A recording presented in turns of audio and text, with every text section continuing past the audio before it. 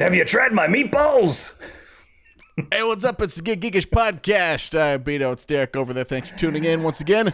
We've been kind of slacking on our every week deal, but we're going to get back on track for it. It's been a busy year. Yeah, I tell you, the summer does that to you. Mm-hmm. Things kind of just get away. Life happens, unfortunately. When you get older, stuff happens that you don't want it to happen. Kind of throws a wrench in the gears and everything like that. So you just don't move like you used to. But one of the big things that happened that both of us have been independently taking part in is I would say one of the bigger video game releases in recent memory of Overwatch 2. Well, I would say maybe not the biggest, but probably one of the most anticipated, as they announced it, 2 years ago? Something like that. Yeah, it's been a long time in the works. Yeah, it's been in development for a while, and it finally launched last week. And it was not smooth. No, I was upset. Like it was anyone that played the game knew about the deal that was going on, because there was the October 4th it was going to launch, and almost every player that tried to log in that day couldn't log on. It said the servers are down, would get him in there to kick him out, and nobody could play. Like I literally put my computer or my Xbox on an hour before the release date, ready to go into a game, and had it just on there, kept going out and checking it and trying to log on. It was on 6.5 hours, and it never even got into a match. Yeah, I pity anybody who's like, because you remember back in the day when there was a video game launch, you're like, oh, I'm going to take the day off, I'm going to have fun, and I'm going to play it. Well, with the multiplayer-only game like this, I pity anybody that took the time off, because you could not even get to the menu. It would sit there and be on the title screen and say loading, entering game, and then it would queue you, and it would say, at one point, I think I had 60,000 people ahead of me. Mm-hmm. And then it was 20,000, and then it would drop down to 700. I was like, oh, okay. And then the server would just boot me out. It was like login failed. And then you'd have to start all over again. And guess what? Then there'd be 40,000 people ahead of you. Yeah, it was ridiculous. And it turns out there were a bunch of DDoS attacks going on against the Overwatch servers, too, which weren't helping matters. But I feel at this point, anytime there's something that's got that much of a massive following logging on to something, there's going to be issues. Even when you buy tickets for a concert, you're lucky to get in half the time. Like, it's... Well, and another thing that made it a little more hectic than some stuff, because, all video games that launch, they do betas, right? Overwatch did a beta. They did a few betas. Any multiplayer game is usually going to do a beta to test the servers. I don't think they're anticipating, because Overwatch went free-to-play. They went to free-to-play platform, which a lot of multiplayer games are going the route of, which I'm okay with. Bring on some more players. Like Overwatch 1, yes, had a huge launch, had a huge following, but it did die down in player base. Because, one, they weren't updating it nearly enough to, well, according to some forums, they weren't updating it enough. And then, two, they just weren't, just adhering to the fans, because Warzone, PUBG, Fortnite, they're all updating the maps. They're constantly adding new stuff, doing stuff like that. Apex has gone through, I don't even know how many map changes. They add new characters in all the time. And Overwatch, yes, they were adding new characters that you didn't have to pay for, which I loved. But they just, you and I still played it. We have countless hours in it, but there's a lot of people that had just lost interest in it. Yeah, and I feel like I give myself a mulligan because I never got into it when it was first getting big. Like, I didn't jump on the Overwatch bandwagon until it was already on its way down from popularity. Like, I was like, oh, hey, what's this game all about? This is fun! Well, so, I played Overwatch at launch, and I hated it. I'm going to be honest, I hated it. I'm more of a, at that time, I love story-based, and I like that they included more lore and stuff into Overwatch 2, and I didn't take the time. They're going to in the future, at least. Yeah, and I didn't take the time to watch the shorts and everything like that for Overwatch 1, so I just jumped into it thinking it was a multiplayer game like Call of Duty, right? No, it's not. It plays way different, and I hated it, so I didn't touch it until you and I attended Denver Pop Culture, or Denver Comic Con, or was it something like that? Where Blizzard? It was Denver. They gave away the little figures. Yeah, the deadly figs.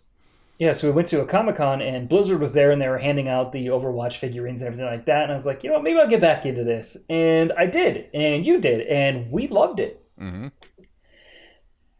we did complain a little bit about the loot box system, right? We did a podcast on that Mm-hmm. and everything like that. But one thing that I do have to say about Overwatch is they gave you the option to pay for the loot boxes. They gave, they didn't have a paid DLC, which when Overwatch 2 was announced and they said, hey, we're going to make it 5v5 instead of the traditional 6v6.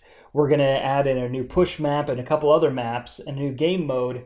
People were up in arms going, this is just an expansion, which I thought the same thing too. And I was like, they're going to charge retail price for this, which now, because of the video game industry, retail price on a video game is right around $70. I was like, I'm going to have to buy this game 3 times for my family because, we all play it. And I was like, this is ridiculous. This is just an expansion pack. And then we didn't hear anything about Overwatch 2 for quite a while. Mm-hmm. It went quiet. Blizzard had their, fiascos with the company and everything like that. Then Microsoft bought Blizzard. And then finally they started announcing Overwatch 2 stuff. And yeah, and the free-to-play, I'm with you that it's great that it gets more people on board and you don't feel like, because let's be honest, if I had went out and paid $70 for Overwatch 2 and tried to play it that first day and the servers were down, I would have been livid. Yeah. Well, and the thing is, too, is I just got an email, or not an email, an update from Overwatch saying, we know it was rocky and everything like that. Coming up in like the next week or so, if you log in, you're going to get a free skin, you're going to get a free weapon charm and something else. And I was like, okay, but that doesn't really make up for it. But I'm not that salty because we got in, granted it was a day or two later. I mean, even the next day. I couldn't play the new free game for 2.5 days. Right. I mean, even the next day, I would say they're still having issues. It's a week later and they're still having issues. But it's gotten better.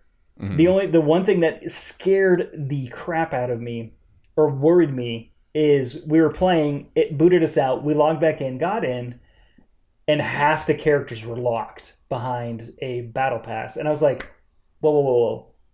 Like, I've dropped $10 for the battle pass. That's no big deal. I'm like, okay, cool. You give me a free-to-play game. I love this game anyway. I'll give you $10. But then I was like, why? And it was a lot of the core ones, too.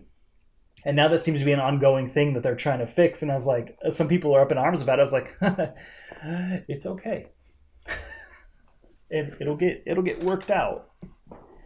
Yeah, but I mean, I'm one for the battle pass. That's the part that I don't mind that it's there, but I get weirded out by people get so up in arms about it because to me, a lot of the money-making parts of games that are very popular now, I don't really care about. The new skins, they're cool. I want to get them, blah, blah, blah. The thought of paying for a skin doesn't cross my mind.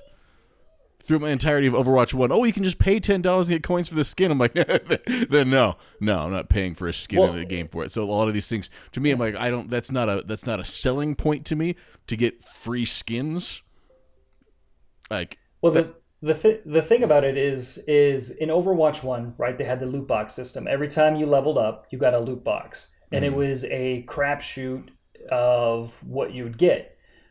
I don't know about you, but towards the end, since we were such a high level, it was getting a lot of dupes, a lot of stuff I already had, where they would give you coins to buy, other skins that you want, which is a cool feature, right? With the Battle Pass, I miss the loot boxes just because it was kind of satisfying opening them. Mm-hmm. But at the same time, I'm like, at least I know what I'm getting, right? And if you're going to play the game every day, it's a benefit to get the Battle Pass because then at least you'll get the stuff. And I haven't played it enough yet because the servers have been still kind of wonky, but I know with Apex, PUBG, maybe Fortnite, and Fall Guys, if you get the Battle Pass and you play it enough and you complete enough of it, they also kick back coins. And if you get those coins back, you can buy the next Battle Pass without having to drop another $10. I guess I'm also confused because I'm wrapping the Battle Pass into the Watchpoint pack together. The whole $40 we got the extra part. Don't do that. So the Watchpoint pack was something that Blizzard put out to try to entice people to play Overwatch 1 before it went away. And it was $40, like you said. It came with 2 legendary skins, which honestly to me are really ugly. It's whatever, you know. And when you've already got 13 to 15 character skins per character times 35 characters, you're like, wow, right. 2 more, yay. and then on top of that, if you buy the watch point, it also gets you in-game coins, so you can buy the battle pass or whatever, you know, skins you want. Because that's the one thing that I don't like about the battle pass is you earn coins that you can buy the cosmetics with, or if you save those coins, then you can buy the battle pass. So, like, you know, if you earn enough of them, you can buy the battle pass again without having to drop the $10. So it's the same character model that a lot of the battle royale games have. So that's one thing that I don't understand why people are like, this is blah, blah, blah. I'm like, guys, so many games do this. It's kind of the common thing with free to play games now. Mm-hmm. You don't have to do it. You can still get some of the free stuff. You don't have to buy the battle pass, and you can still enjoy the game. And I will say the fact that at least none of the battle pass stuff, it's not like you can't play a game mode without the battle pass, or your character gets an extra aim bonus or a damage bonus because you've got the battle pass on. No, it's just purely cosmetic. Well, I mean, let's take Apex Legends, for example. You and I played that quite a bit. I haven't touched it in a while. Mm-hmm. But, you know, when we first started playing the game, yeah, there was characters locked, right? You had to progress and get and earn stuff to unlock the characters. Now, I did like that they made it so you could still earn it with the free battle pass. I don't know if that's the same case with Overwatch 2, because since we all played, we already got all the new characters.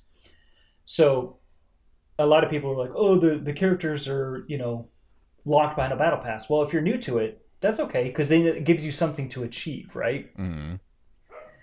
I know it's frustrating when you and I played Apex and other people had some characters that seemed a little OP. And you're like, oh man, I want that character, but then we had to grind it to unlock them. So I could see both sides. Yeah. I also kind of wish that Overwatch would have done what Fall Guys did.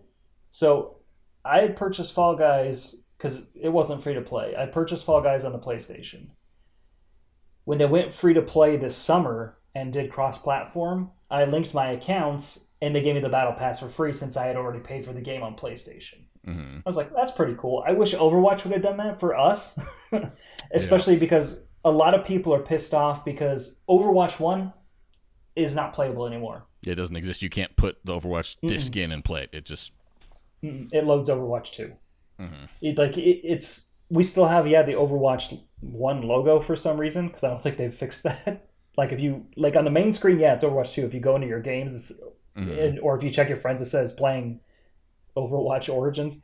But my think is what they're trying to do is that they might be keeping that, because right now it's being branded as Overwatch 2.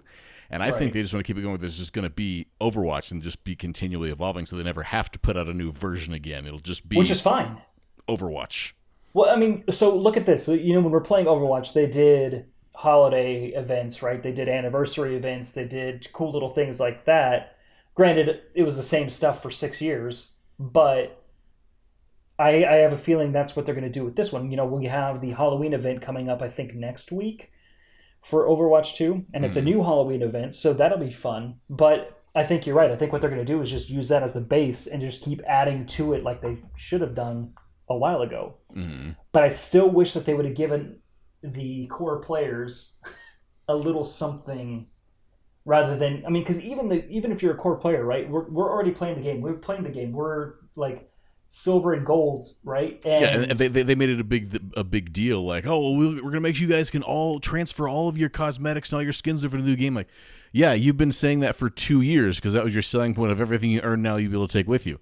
Which, by the way, I had 42,000 Overwatch coins when the new game came out. They're all gone. No, they're legacy coins now. They don't. You can buy some of the quote unquote old skins. They don't. They're not worth a hill of beans in my opinion. But right, they're gone. Like it's worth it. You got 40,000 Overwatch coins. Guess what you can do with them? Yeah. But that's the thing. I think that's one thing that kind of irked me and some of the other players. I don't know about you. Is we're already playing the game, and then they put out the watch point thing with these legendary skins and coins and everything like that for $40. When it's just Overwatch 1 with some extra add-ons for Overwatch 2. Mm-hmm. And we're like, we already paid the game. What do we get? we don't get anything. Oh, we get the new character when the game launches. Cool. And your thought goes to, wait, people don't get the free character? Right, I did that too. I mean, they gotta. That's where that's where they have to. The new players have to grind it out to unlock. Some of the main ones, some of the original ones, which is just kind of, it's weird because like when we were playing, it was like only 3 healers were available out of the 8, and I was like, well, that's all right. Well, speaking of that, we should probably move into actual gameplay because we talked about Yes, sir. everything around the game. But what do you think of the actual gameplay itself? Okay, beta, I wasn't impressed. When I played the beta, I was like, I don't like the 5v5. This kind of sucks. It's just, okay, whatever. Now that we've actually got to sit down and play the core game itself, I'm having a lot of fun with it. Mm-hmm. It feels familiar. It feels, like, muscle memory. We know what we're doing, but it also feels a little fresh. I kind of dig the 5v5 now. I like the one tank aspect of it because I don't know about you, but when we were playing Overwatch 1, 2 tanks, 2 healers, 2 damage, sometimes you would get some teams who just would bully you with those tanks and you couldn't do anything about it. Yeah, I mean, there's times I was the point where a lot of them I didn't even like playing DPS in Overwatch 1 because you're like, what's the point? I'm just gonna sit here and break shields for 20 minutes. Like, great. Yeah. And you'd have toxic people going, "Oh, damage sucks," or heals diff, or anything like that. So I kind of, at first I wasn't about it, but the more I played, I kind of dig it, and I also like the tweaks that they did with the tanks. To be honest with you, Orisa to me feels like a much better character. I liked her in Overwatch 1, but I like that they took away her shield because that was one thing that was really annoying in the first game is pop her shield and then you'd break it and then she'd pop another one. You'd break it, she'd pop another one. You'd break it. It's like, come on. I feel like the timing on her shield was off because it was they either had to make it so the shield was weaker or her recharge was longer just so it couldn't be constantly out there and just re-up. But and then Ryan so like a lot of people really in Overwatch fun to play. Yeah, he's fun to play because in Overwatch 1, he was fun, but he was mainly just I'm going to hold the shield while everybody else does everything else. Yeah, he was too slow. Yeah, and now he has his ability has 2 hammer strikes or the flame strikes, and it just feels more fun to play him. I'm a Sigma main. I love Sigma. He still feels the same. He might float a little bit faster. His shield to me is still weak, but I don't know. Being able to direct it's nice though. Yeah, Diva is Diva. I mean, a lot of the tanks are kind of the same. I feel like Diva gets her ult way faster now. Doomfist being a tank makes more sense because I like it because not a lot of people will play him anymore because he was one of the more annoying characters in Overwatch 1, at least to me. Well, anyone was really, really good with Doomfist was annoying as hell. You're like, stop it. Zarya still kind of feels the same, and then Junker Queen is fun. Like once you kind of get the flow down on her, she's a lot of fun. Yeah, I've barely actually played in the new characters yet. One, because they're always the ones that are getting taken the first few times I played. And when I do start playing him, there's just enough of the memory of knowing how to use the other characters that you play it for like a minute, you die, you're like, forget it, I gotta go to the one I know. I should probably spend some time in the practice range with him, but I mean, Junker Queen I like. I think Sojourn I will enjoy playing if I sit down and actually learn how to use her well. I hated her in the beta. I still hate playing against her because I still think she needs to be nerfed a little bit. But playing her is a lot of fun once I figured her out. So you're sitting there, you can pop people, build up your railgun, and then hit them with the railgun. And it builds really quick. So I think that's where she maybe needs to be tweaked a little bit, but she's a lot of fun. Her mobility, like I like across the board, almost all the characters can just get to a few more places and do a few more things. Whereas before there was only 1 or 2 characters can get to this spot. Well, this character can get this over here. Now they can all find ways to get around stuff. They adjust the maps a little bit so there's things to climb up on and we're behind people and around things. And I feel like if you have the right team composition, you can counter any team loadout or any enemy team loadout, because I mean that's the thing is like like you said with Widowmaker, is a lot of people in the original Overwatch would either choose Ashe or Widowmaker to counter her, and sometimes you couldn't because she'd be up in that weird spot, like just where she could see you but you couldn't see her. And now with Sojourn, you can sit there and slide and jump up there, and like with Kariko, you can climb now, and it feels a little bit more balanced. It's still a lot of fun. I know that they just recently did a update where they took Bastion and Torb out to tweak them a little bit, so they're back in the game now. But I mean, that's what they're going to do. They're going to take some characters out. Bastion, to me, I like playing against him now way better than I did in Overwatch 1 because he doesn't just sit there and camp and hold down. He can't just stay in the gun mode that long.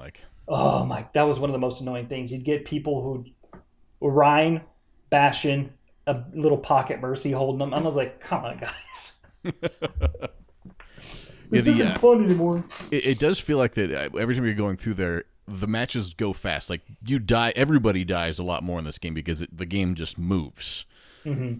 And I would say the one knock I have on that part is some of the maps, the respawn seems far enough away. You go through the map and you're like, okay, 2 of us died. We've lost the first point. It's over because it's going to be 35 seconds before either of us get back to that point. So just give up.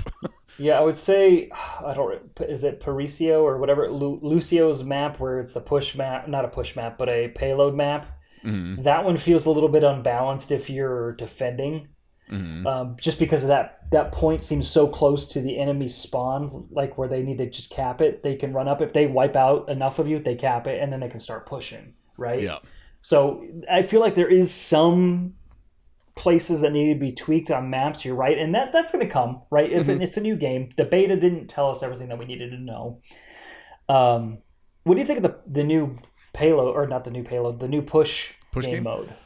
I honestly think it's kind of fun. It's so different than any of the past Overwatch games that it's just something new and exciting, and it just changes the strategy up a little bit. And it's that the tug back and forth instead of all for nothing. It's just you push one line back and forth. You can go farther, and the other team might have it the entire time, but if they don't push it as far as you did, then it's just a kind of fun dynamic.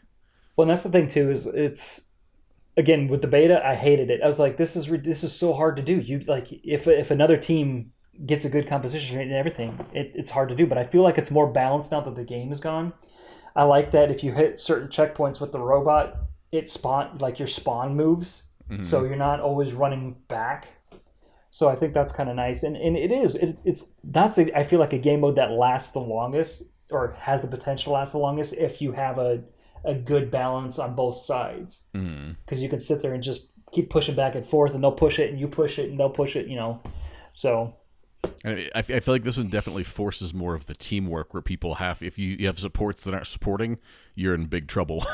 That you have to have teams working together, but at the same time, because you're forcing them to work together, it's much easier when somebody's working together good, that you can go around and flank and pick somebody off and ruin their entire position. So it's a little more strategic, I feel. I would say there's a lot more team kills in this than the first one. Like I said, I think everybody has, but everything's just a little bit faster, and I don't know if the damage is heavier or the armor's lighter, but it seems like you die way easier. Yeah. Well, so how do you feel about being able to see everybody's stats? I miss being able to see the stats. No. Like, so when you're playing now, like if you're in Call of Duty, you hold the back button and you can see how many kills everybody on your team has. And so I don't know if you remember the days of Modern Warfare 2, the old Modern Warfare 2, where you and I were playing and people would be like, oh, my KDR is 17-1, but you can now see that. You can see how much damage people are doing. So I think that's kind of fun, because one thing that kind of pissed me off about the first Overwatch is you'd always have people going, how do I have gold damage and you guys don't, blah, blah, and you're like, you can't. I mean, they can kind of see. You had to go a convoluted way to see what other people had, but you're like, come on. Now you can see how much healing everybody's doing, how much damage everybody's doing, how much mitigation everybody's doing. I kind of like that. I miss the scorecards at the end. That's what I was gonna say. The scorecards at the end I missed to see like, oh, because half the time I'm not checking during the game to see, and then after I'm like, how did I? Oh, right, it's not here anymore. Dang it. Yeah, I miss being up there and having the scorecards pop up at the end and being like, oh yeah, let's give our Mercy some likes, or our Ryan did some shields. Oh look, there I am for having gold, that type of stuff. So I wish that they would bring that back. Mm. It was kind of nice, but because they say they were trying to cure the toxicity with it, but I feel like at that part I mean, anyone was going to be mad about it's going to be mad regardless. So it didn't like let people. Hold on. That argument makes no sense. They're sitting there saying they're trying to cure the toxicity by taking the scorecards out. Yet you can see how many kills people have, how much damage people are doing, how much healings people are doing. I feel like that's going to cause a lot more personal, direct messages of. I do too, but like you said, people have to go basically seek it out. It's not just on the screen, whereas after every match you go up there and see it, and you can just see, oh, look at that. Our Mercy did this. Yeah, but they would only showcase like 4 people. They're just the highlight cards at the end, like damage dealt, healing, MVP, that type of stuff. I miss that. I like that they kept the play of the game. I do feel like they need to tweak the algorithm that picks the play of the game, though, because I would say 8 out of 10 play of the games I see are just boring. Like, why was that the play of the game? Like, so they just happened to do the most damage or something like that. Like, yeah, they tweaked it a little bit. So it used to go like play the game would be like the most kills in the thing. Now I think it's like in Overwatch 1 is like either the most kills or sharpshooter, right? So now they kind of tweaked it where it's like if it's something strategic or something like that, or if it's an alt, or it kind of switches up. And I'm right there with you. There's sometimes where I'm like, that was to play a game. I did something way better than that. It's like somebody damages the shield, kills somebody around the corner, and then runs back to the base. Like, play the game. Like, good. What? Good job. Way to go. I don't know. I'm excited to see where this goes. I'm excited to see how they enhance it, how they keep tweaking it. Because, I mean, if you look at free-to-play games like Fortnite and Warzone, they're constantly doing updates, right? Even Apex. I think those 3 are the main ones that you think about the free-to-play game model, where they're tweaking it and they're making it enough fun. Halo is one that struggles with the free-to-play aspect of it, because the Battle Pass, to me, I bought the Battle Pass, but it's not. They don't really give you much to earn, and trying to get the XP for it is hard. Mm-hmm. I think Overwatch could learn from that and tweak it a little bit more. I think they should follow more of what Apex does, because I feel like Apex, you get more out of the Battle Pass than you do out of this, but there may be some tweaks coming, and the special events and everything like that. I'm excited to see the new Halloween thing. So yeah, I think if they just add some new flair to it, it's gonna be fun. And I fall back that I read some of the reviews, and there's a lot of people that have these begrudging, like, well, I wanted to hate it, but it's kind of fun. I haven't played this game in years, but because it's a fast pace. It's relatively, it's Overwatch 1 with some new bells and whistles and a few new things for it, so it's familiar, but it's new, and it's free. Yeah, I think that's the thing, is like making it free. I think is going to bring back a lot of the core players that played the original one and loved the original one, and then went away from it. Mm-hmm. So, and hopefully they don't get too pissed off if they didn't merge their accounts and have all their stuff carried over. I'm sure a few will. To me, it's one of the things, because Overwatch is simple enough to play. Like, when you get in the strategy, there's a lot more complicated things, but especially with the new one, somebody that's never played before could pick up a controller and button mash their way into a few kills in part of a game. Whereas you pick up something like even PUBG or Apex Legends or Halo, you pick up a controller and hand it to somebody, they're lucky they're going to figure out how to reload their gun before they're killed 3 or 4 times. I will say, I think this is more... I think it's weird because it's the same game essentially, but I think Overwatch 2 is a little bit more player-friendly to new players than Overwatch 1 was. Overwatch 1, again, when I first played it, it was different enough. And maybe it's because we played Overwatch now. I feel like it's a little bit easier, but I don't know. It's one of those ones when I first played it, I was like, I hate this. And, of course, it's very toxic and like, what are you doing? Don't you know to ult and blah, blah, blah, blah type of stuff. I haven't heard a whole lot of talking in this one yet. Like, I'm generally kind of a lurker because I don't put my headset on most of the time because we're playing it when I need to be in quiet times in the house. But, Overwatch 1, up until last week, every game you play, there's somebody playing their stare in the background, somebody screaming racial slurs at somebody else, somebody bitching at somebody else. And this new game, it's once every 5 or 6 matches I even hear somebody else that has a headset on. So yeah, usually for me in Overwatch 1, it was a lot of angry chats. You'd see people like trash team, and I'm like, dude, this is quick play arcade, calm down. You know, or like, oh, heals, you know, there'd be a lot of trash talking. And this one, I've seen some stuff, but I don't feel like it's as toxic. One thing before we go. Yeah, we're over long, huh? Yeah, one thing before we go, you know, they wanted you to link your BattleNet to it, right? And they wanted you to add your phone number for that verification to make it more user-friendly. A lot of people are up in arms now about it, going, "Oh, this is stupid." But the new Call of Duty is doing the same thing. I'm for it. I mean, if it helps keep people. I was for it because it gives them some teeth that if somebody actually gets banned, then that person can't play for a while. Which I'm all for, because people that are complete a-holes to other people and saying things they don't need to say online shouldn't be in that arena playing with kids and children and my daughter. But the argument against it that got to me was that the initial plan banned non-contracted phones. If you had a track phone or a prepaid wireless phone, you couldn't use that phone as part of the process for it.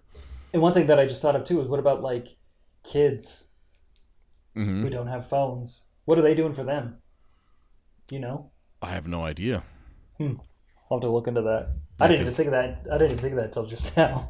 Yeah, because she hasn't played it yet, but I set hers up and we used a house phone that I attached her account to that I have access to. Hers has a different number, but if I didn't attach that to it, she wouldn't be able to play. So that is an interesting question of how that's going to shape up. But But I do like you said, I do like that if somebody, you know, because there's a lot of people who'd create Smurf accounts in Overwatch 1 where they would just go and destroy lower level people and just be toxic as hell about it. So I like this new verification thing, authentication, whatever you want to call it, especially in the Call of Duty world as well, because we both know that's a cesspool. So yeah, and hopefully, I haven't seen a whole lot of people nothing's jumped out to me of being like, oh, there's a bunch of cheats. Because even Overwatch 1, people would find these weird glitches where they could just take control of a match by finding that one spot and, you know, doing some trick. But I haven't run into any of that yet in Overwatch 2.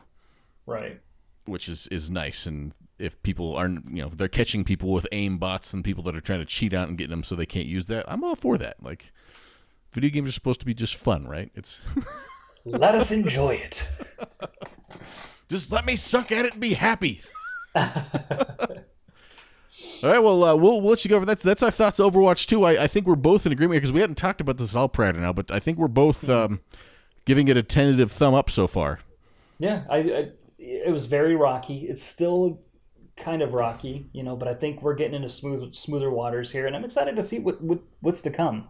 So, yeah, once it comes back down to a normal player pool on there, I think the surface will do a little better. So fingers crossed that works, and whatever those updates come about, and when they get that story release that they're going to put on with the PvE modes, hopefully that'll be epic, but we'll see. Let us know what you think in the comments at Get Geekish. All the social medias were on there, and we'd love to hear your thoughts, and maybe we'll see you in the Overwatch world, right? Yes. We'll see you there. See you next week. Hey, thanks for listening. We truly appreciate it. Don't forget to like and subscribe to the podcast. Find us on social media at Get Geekish, and if you want more podcasts, we got plenty of them.